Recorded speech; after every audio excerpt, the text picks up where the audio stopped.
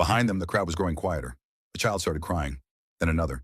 A new sound rolled across the bluff, soft at first, like distant marching drums. Then came the smell, gunpowder, wet earth, and something coppery. They reached the car. Jake fumbled the keys, dropped them.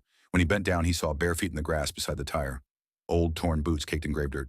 The feet didn't move. They just waited. He snatched the keys, stood up, and slammed into Mia, who was staring back at the crowd. "Jake," she whispered. "They're all standing up now. Why are they all standing up like that?" He didn't look. He got the door open, shoved her inside, and started the engine. The headlights cut through the darkness and lit up rows of silent people facing the bay. Except they weren't all people anymore.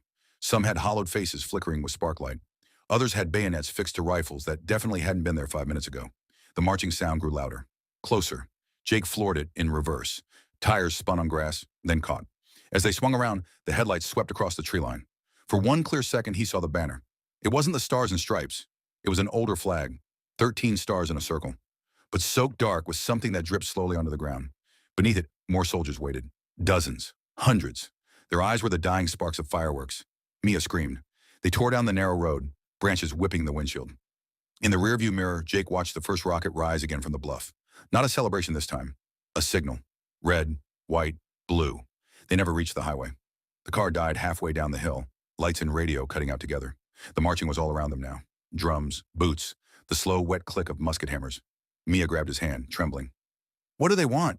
Jake looked at the date glowing on the dead dashboard clock, July 4th, 12:01 a.m.